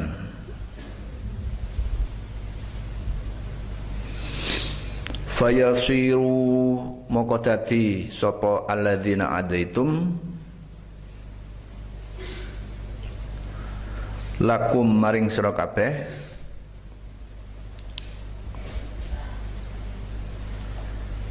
auliyaah iku pira-pira kanca setia.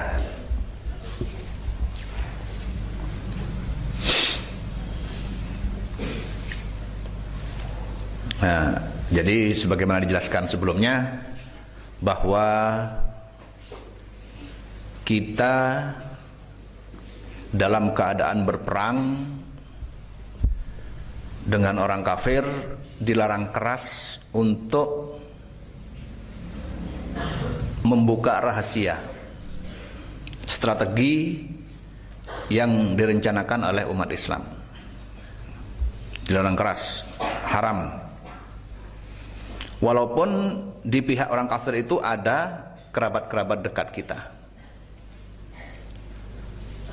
Umpamanya seorang muslim yang baru masuk Islam, kemudian di keluarga, di pihak kafir ada ayahnya, istrinya, adik-adiknya, saudara kandung, pamannya. Maka dalam keadaan perang tidak boleh membuka rahasia bahwa Islam akan menyerang mereka, atau membuka rahasia tentang tata cara berperang kepada orang kafir itu. Itu dilarang keras. Dan itu langkah tersebut mengikuti contoh tauladan yang telah diberikan oleh Nabi Ibrahim, di mana Nabi Ibrahim itu memiliki ayah yang kafir.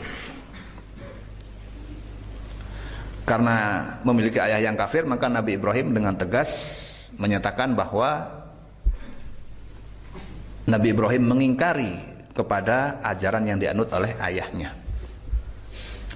Namun demikian, dalam segi yang lain, di luar masalah peperangan, tetap menjaga silaturahmi antara kerabat yang mahram, ayah, ibu, anak dan bapak, saudara, antara sesama saudara dengan pamannya, tetap menjaga silaturahmi. Pada waktu yang sama, di sini dikatakan asallahu. Kenapa tetap menjaga silaturahmi? Dalam hal-hal tertentu, asallahu ayyaja'ala bainakum wa bainal ladzina adaitum bainahum mawaddatan. Siapa tahu barangkali nanti suatu kali Allah akan menjadikan orang-orang kafir tersebut menjadi seorang muslim. Nah, di sini termasuk kita yang muslim itu dianjurkan agar kita tetap bersikap baik kepada kerabat-kerabat kita non-muslim. Tujuannya apa? Tujuannya agar kebaikan itu menjadi jembatan bagi non-muslim itu untuk tertarik kepada Islam dan masuk Islam. Jadi nggak boleh dimusuhi. Kalau punya kerabat non-muslim, nggak boleh kita bermusuhan. Harus berteman, tapi ada batasnya.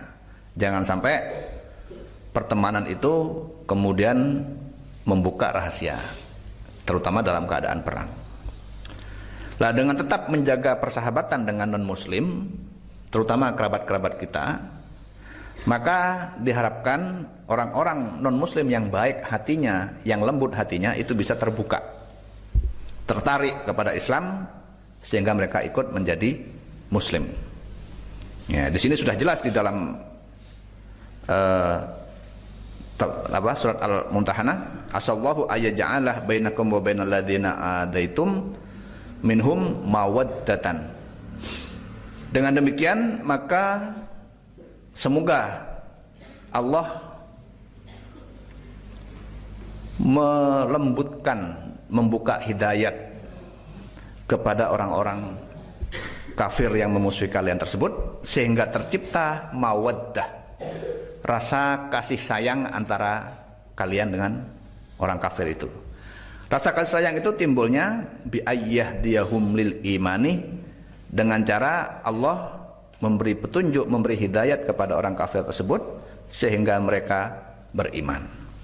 Fayasiru lakum auliya'ah, sehingga kalian orang muslim menjadi berteman setia luar dalam dengan orang kafir setelah orang kafir tersebut masuk Islam. Jadi seorang muslim sangat dianjurkan, apabila berhasil, sangat dianjurkan untuk bersikap yang baik kepada non-muslim dengan tujuan agar non-muslim tersebut suatu kali juga bisa masuk Islam. Bagaimana caranya supaya orang non-muslim bisa masuk Islam? Yang pertama, tunjukkan bahwa orang muslim itu adalah orang yang baik, bahkan bisa lebih baik daripada orang kafir dalam kehidupan sehari-hari. Tunjukkan bahwa muslim itu baik dengan menjaga ucapan. Tunjukkan bahwa muslim baik dengan menjaga perilaku. Di kantor birokrasi, ada seorang atasan yang beragama Islam, bawahannya beragama non-muslim, ada yang Kristen, ada yang Hindu, ada Buddha. Maka sebagai atasan, seorang si muslim ini harus menunjukkan bahwa dia betul-betul orang yang patut untuk ditiru dan dihormati, dengan cara sikap-sikap dasar akhlaknya dijaga. Yang kedua, jujur tanpa kompromi, tidak mau korupsi. Yang ketiga, selalu berusaha menolong kepada anak buahnya. Maka apabila itu diikuti, insya Allah ketika si atasan ini mengajak anak buahnya yang non-muslim untuk masuk Islam, mereka tidak akan keberatan. Namun sebaliknya apabila yang muslim ini malah menunjukkan sikap yang jauh dari nilai-nilai Islam, korupsi, malas masuk kantor, suka marah-marah kepada anak buahnya, maka tentu akan sulit mengharapkan anak buahnya akan masuk Islam. Wong tidak ada contoh yang baik yang ditunjukkan oleh orang muslim. Keinginan Allah dan Rasulnya agar umat orang kafir masuk Islam itu sangat tinggi. Di dalam kitab Al-Muhadzab, dalam bab zakat itu diterangkan bahwa orang kafir itu juga termasuk orang yang berhak untuk menerima zakat sebagai al-mu'allafatu qulubuhum. Jadi orang yang disebut dengan orang mu'allaf itu yang kita pahami kan biasanya hanya orang yang baru masuk Islam, itu disebut mu'allaf. Padahal sebenarnya yang disebut mu'allaf itu juga selain orang yang baru masuk Islam, juga orang kafir yang diharapkan akan masuk Islam. Maka dia juga berhak untuk mendapatkan zakat. Kalau ada orang non muslim tapi dia tertarik kepada Islam, selalu dekat dengan Islam, selalu berteman dengan orang muslim, maka sah hukumnya kita mengeluarkan zakat kepada orang itu, agar supaya dia semakin tertarik kepada Islam dan masuk Islam. Ya, karena begitu besarnya pahala membuat tertarik atau memasukkan Islam orang-orang kafir, maka merupakan kewajiban kita umat Islam untuk menunjukkan bahwa umat Islam itu mempunyai perkataan dan perilaku yang lebih baik dari orang non-muslim. Karena itu satu-satunya cara agar mereka tertarik kepada kita. Dan itu yang dilakukan oleh para wali songo pada zaman dulu, abad ke-14, di mana wali songo dengan akhlaknya yang baik, suka menolong kepada orang non-muslim pada waktu itu, kemudian juga tidak suka memarah-marahi perilaku mereka yang salah, tapi diperbaiki dengan halus dan lembut. Maka orang Indonesia dan orang Malaysia ini banyak yang masuk Islam dalam waktu yang singkat karena perilaku yang baik itu. Yang kedua, agar orang non-muslim tertarik untuk masuk Islam, harus umat Islam atau da'i atau ustadz atau ulamanya harus menjauhi ajaran-ajaran yang radikal. Kenapa? Karena ajaran-ajaran radikal itu cenderung untuk memusuhi kepada non-muslim. Nah, kalau orang non-muslim dimusuhi, bagaimana cara mereka untuk masuk Islam? Nggak bisa. Jadi orang non-muslim itu harus ditemani. Tentu saja pertemanan yang terbatas. Kita tetap tidak boleh datang ke gerejanya, nggak boleh. Tidak boleh kemudian kita ikut ritual agama mereka, agamanya datang ke kuil Hindunya, kemudian datang ikut nyembah-nyembah di sana, nggak boleh. Ya ada batasan-batasan. Tapi tetap hubungan kemanusiaan dijaga, saling berteman, saling menghargai. Itu salah satunya cara. Sehingga akhirnya akan timbullah mawaddah. Mawaddah di sini artinya berarti rasa cinta kepada antar sama manusia yang sepenuh hati, luar dalam. Kalau masih sesama antara muslim dan non muslim, itu masih rasa cinta biasa. Cinta itu bisa berupa luarnya saja, tapi dalamnya enggak.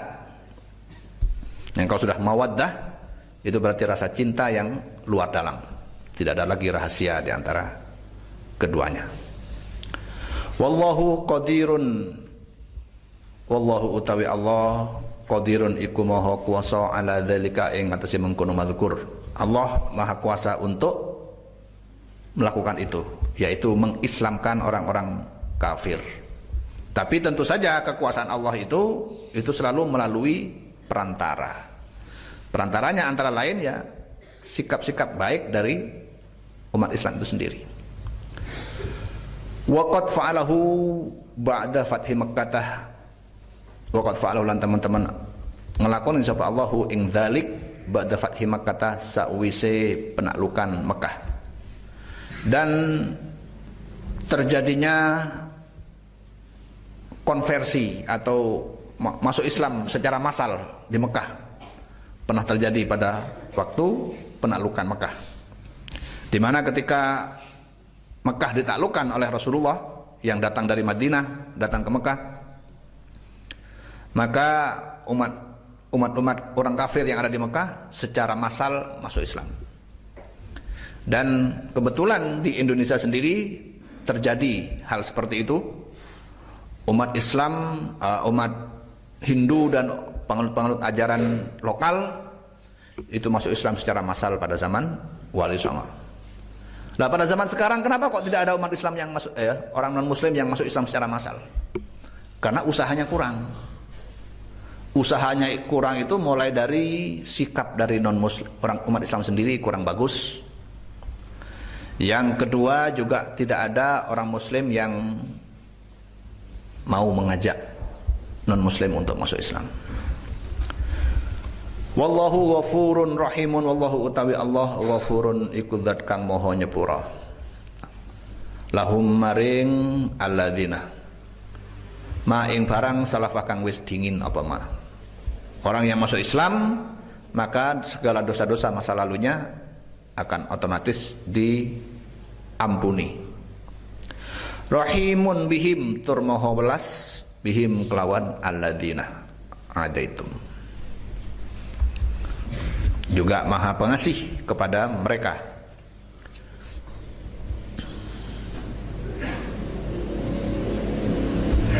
Nah, kemudian jadi bagaimana caranya supaya umat kafir non muslim itu bisa masuk Islam?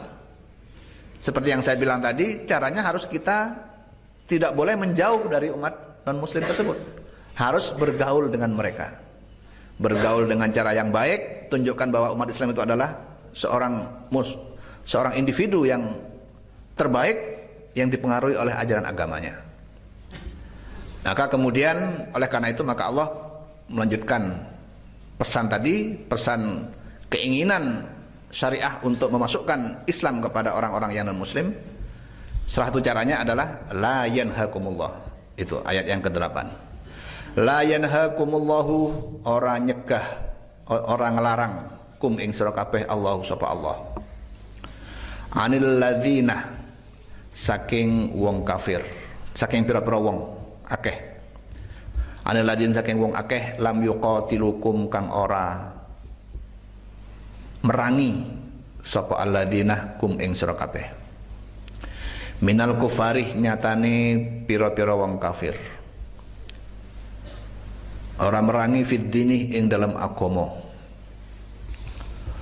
Walam yukhrijukum min diyarikum. Walam yukhrijukum lan orang ngusir sapa alladzina kum ing sira kabeh min diyarikum saking pira-pira omahe sira kabeh. Antabarruhum, saking yanto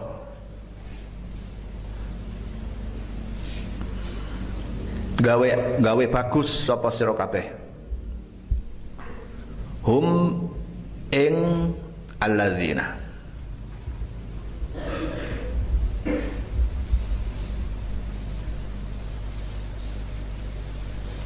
Lafat antabarruhum badal istimalin iku tadi badal istimal minad dini minal ladzina saking alladzina. Wa tuqsitu ilaihim, wa tuqsitu lan gawe adil sapa sira kabeh. Tuqdu tegese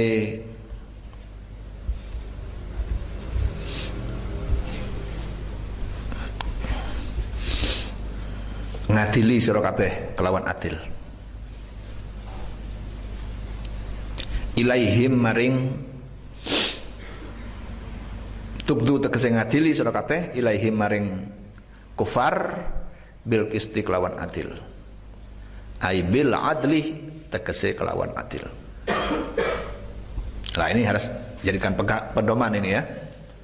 Surat Al-Mumtahanah ayat 8. Ayat ini merupakan termasuk sebagian ulama menyatakan ini anjuran, bukan hanya boleh.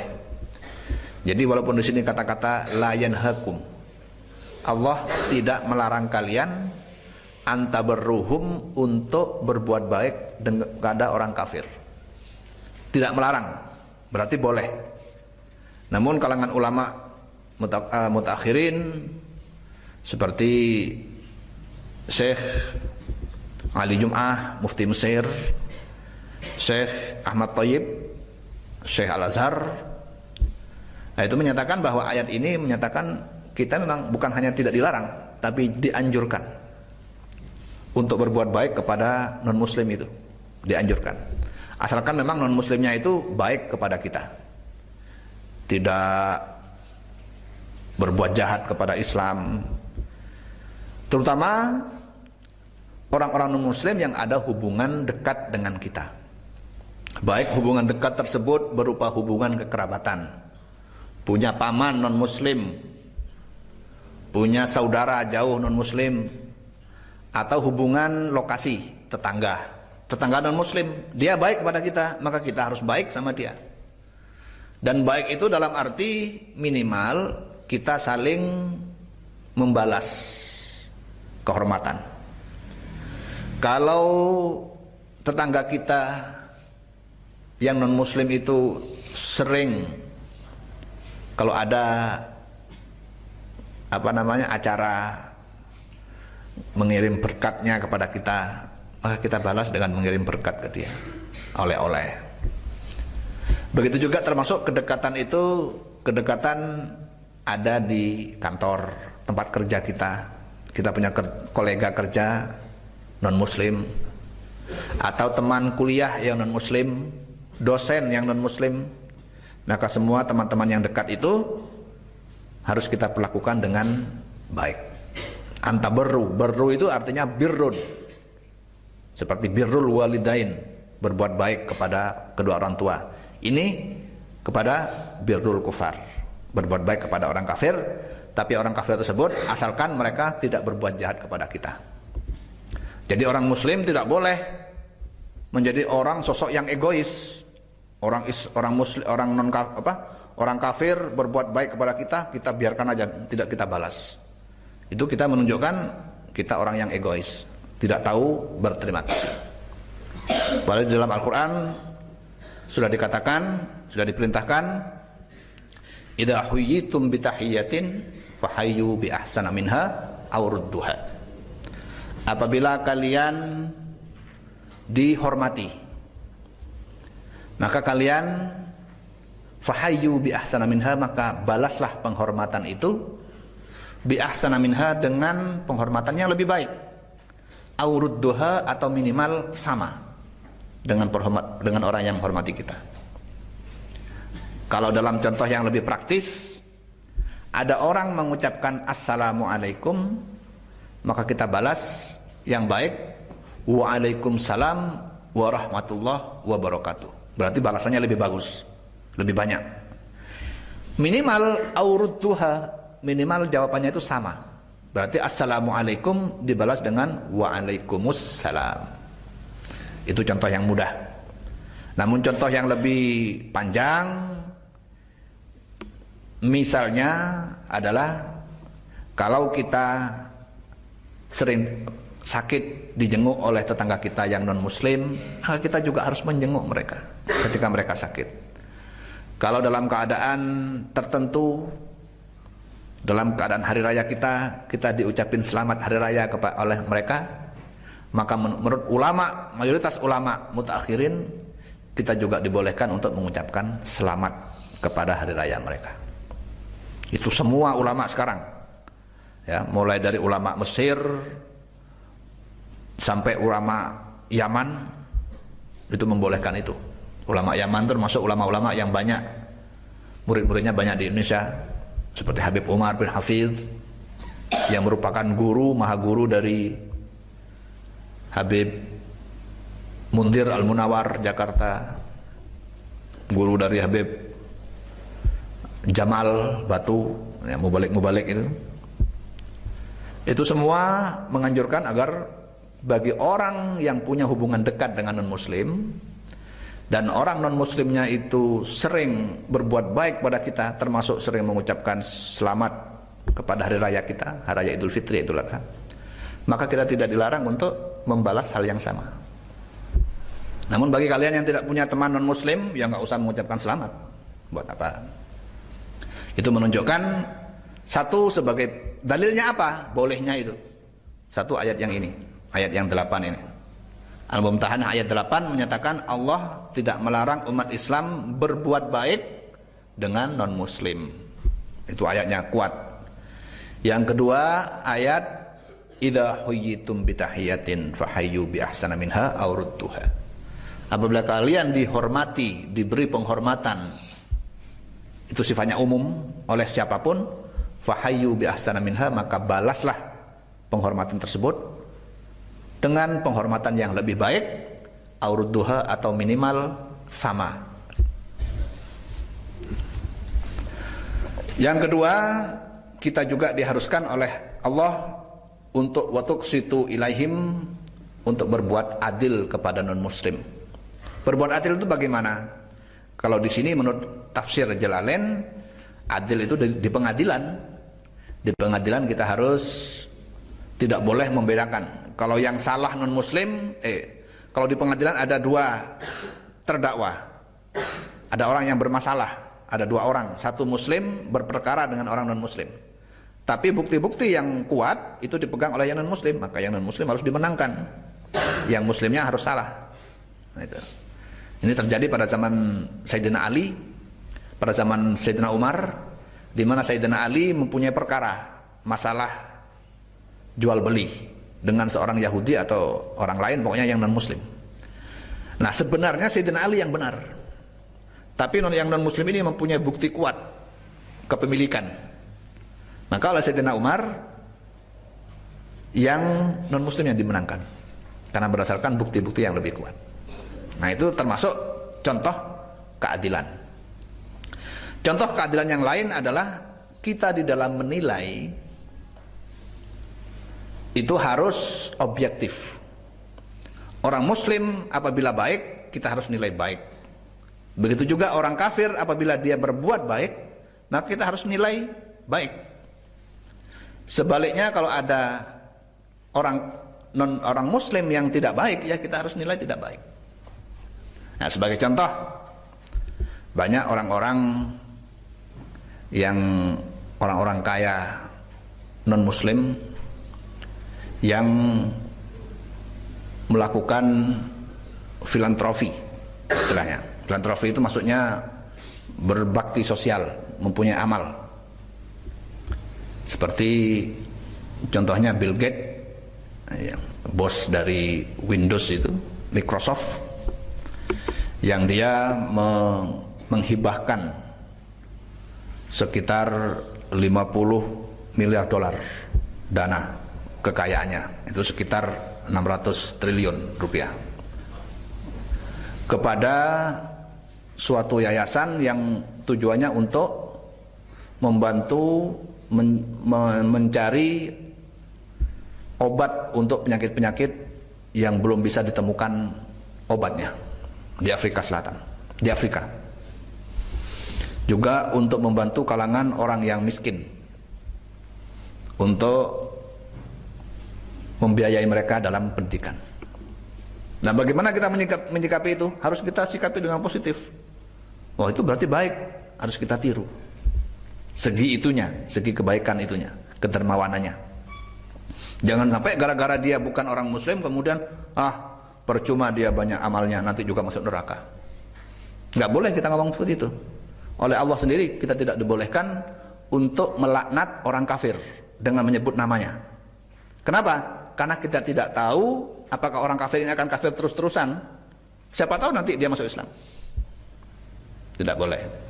Termasuk juga kita tidak boleh, dalam Al-Quran dikatakan la tasubbul ladzina yad'una min dunillahi fayasubbullaha udwanan bighairi ilm. Allah melarang umat Islam untuk mencaci maki, berkata jelek kepada orang non muslim. Kenapa? Karena kalau kita mencaci orang non muslim karena kekafirannya, maka mereka akan membalas mencaci kepada Allah. Itu tidak boleh. Nah, itu termasuk salah satu sikap baik yang diharapkan. Dengan sikap baik itu kita mempunyai akhlak yang baik dan akan menarik hati orang non muslim untuk masuk Islam. Itu jangan salah. Jadi kalau ada sekarang gerakan-gerakan yang garis keras, yang melaknati orang kafir, kemudian menggunakan kekerasan di dalam amar ma'ruf nahi mungkar, jangan diikuti itu. Itu termasuk bertentangan dengan semangat Islam yang ingin mengajak umat non-muslim supaya masuk Islam. Kalau rumah kalian didatangi, contohnya ya, kalian sebagai seorang non-muslim kemudian didatangi oleh orang muslim, rumahnya kemudian dirusak, apa kalian akan cinta kepada muslim, kepada Islam? Nggak mungkin. Cinta kepada orang muslim, orang non-muslim, orang kafir bisa cinta kepada Islam hanya apabila rasa sikap cinta, sikap baik itu ditunjukkan oleh penganutnya. Nah, itulah yang diinginkan oleh Allah, agar kita satu, berbuat baik kepada orang kafir. Yang kedua, selagi orang kafir itu berbuat baik kepada kita, yang kedua bersikap adil. Baik adil di pengadilan maupun adil dalam membuat kesaksian. Innallaha yuhibbul muqsitina, inna satune Allah yuhibbu iku seneng sapa Allah al muqsitina ing pira-pira wong kang adil, al adilina tegese pira-pira wong kang adil. Innama yanhaakumullahu, aing pastine ngelarang kum ing sira kabeh Allah sapa Allah, anil ladzina saking wong kafir, qatalukum kang mateni atau kang merangi sapa alladzina kum ing sira kabeh fid dini ing dalem masalah agama, wa akhrajukum lan ngusir sapa alladzina kum ing sira kabeh min diyarikum saking pira-pira omahe sira kabeh, wa dhaharu ala ikhrajikum, wa dhaharu lan nulungi sapa alladzina ay awanu tegese nulungi sapa alladzina ala ikhrajikum ing atase den usire sira kabeh. Antawallauhum yento mingo atau berpaling sira kabeh hum ing alladzina. Allah melarang kita bergaul dengan orang kafir yang jahat kepada kita. Jahat itu berarti di sini yang memerangi kepada kita, yang kedua dan mengusir umat Islam dari rumahnya. Ya banyak ya, contoh-contoh kejahatan itu banyak. Lafad antawalluhum badal istimalin minal ladina, ikut tadi badal istimal minal ladina saking lafad minal ladina. Wa dhaharu ala ikhrajikum antawalluhum ai tattakhiduhum awliya, tegese gawe sira kabeh hum ing alladzina awliyaah ing teman setia, ing konco.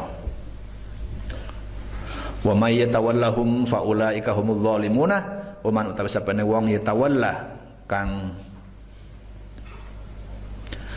gawe konco setia sapa man hum ing kufar, fa ulaika maka utawi man hum yaman adz-zalimuna iku pira-pira wong kang zalim. Berarti pengkhianat. Kalau orang muslim, orang kafirnya itu jahat kepada kita, memerangi umat Islam, kemudian kita bergabung dengan orang kafir itu, maka kita termasuk orang yang zalim. Namun sebaliknya, apabila orang kafir tersebut baik kepada kita, maka kita harus berbuat hal yang sama, membalas kebaikan itu dengan kebaikan yang sama atau bahkan lebih. Ya ayyuhalladzina amanu idza ja'akumul mu'minatu Wallahu a'lam.